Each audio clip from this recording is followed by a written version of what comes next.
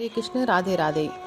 भाई जी बताते हैं, भगवान श्री कृष्ण स्वयं ब्रह्मा जी से कहते हैं, जो कृष्ण कृष्ण कृष्ण यूँ कहकर मेरा प्रतिदिन स्मरण करता है, उसे जिस प्रकार कमल जल को भेदकर ऊपर निकल आता है, उसी प्रकार मैं नरक से उबार लेता हूँ। जो विनोद से, पाखंड से, मूर्खता से, लोभ से अथवा छल से भी मेरा भजन करता है, वह मेरा भक्त कभी कष्ट में नहीं पड़ता। मृत्युकाल उपस्थित होने पर जो कृष्ण नाम की रट लगाते हैं, वे यदि पापी हों तो भी कभी यमराज का दर्शन नहीं करते। पूर्व अवस्था में किसी ने संपूर्ण पाप किए हों, तथापि यदि वह अंतकाल में श्री कृष्ण नाम का स्मरण कर लेता है तो निश्चय ही मुझे प्राप्त होता है।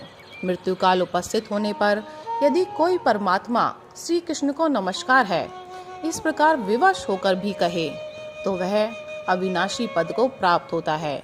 जो श्री कृष्ण का उच्चारण करके प्राण त्याग करता है, उसे प्रेत राज यम दूर से ही खड़े होकर भगवत धाम में जाते देखते हैं।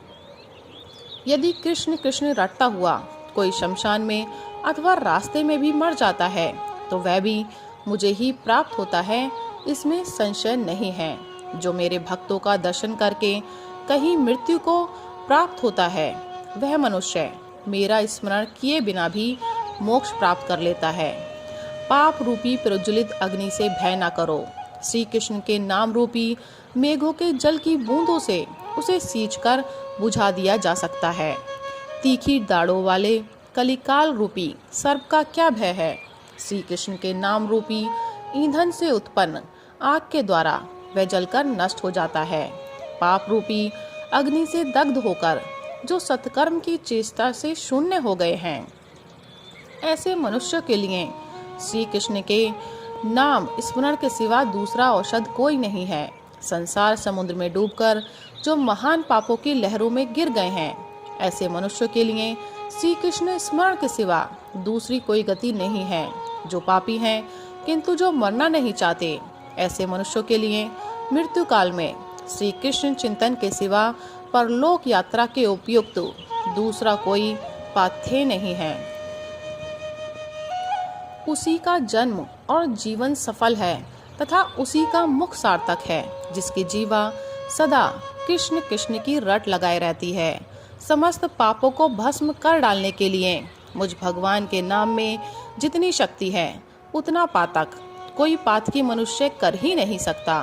कृष्ण कृष्ण के कीर्तन से मनुष्य के शरीर और मन कभी श्रांत नहीं होते, उसे पाप नहीं लगता और विकलता भी नहीं होती। जो श्री कृष्ण नामोच्चारण रूपी पथ्य का कलयुग में त्याग नहीं करता, उसके चित्त में पाप रूपी रोग नहीं पैदा होते।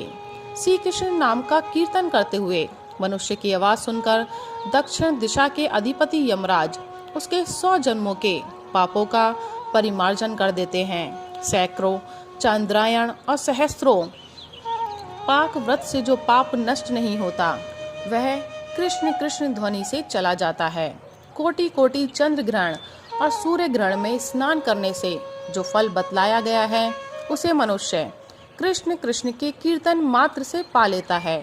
जो जीवा कलिकाल में श्री कृष्ण के गुणों का कीर्तन नहीं करती, वह दुष्टा मुंह में ना रहे, रसातल को चली जाए। जो कलयुग में श्री कृष्ण के गुणों का प्रयत्न पूर्वक कीर्तन करती है, वह जीवा अपने मुख में हो या दूसरे के मुख में वंदना करने योग्य है।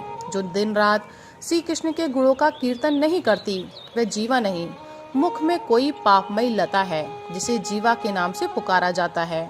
जो श्री कृष्ण कृष्ण कृष्ण श्री कृष्ण इस प्रकार श्री कृष्ण नाम का कीर्तन नहीं करती, वह रोग रूपड़ी जीवा 100 टुकड़े होकर गिर जाए।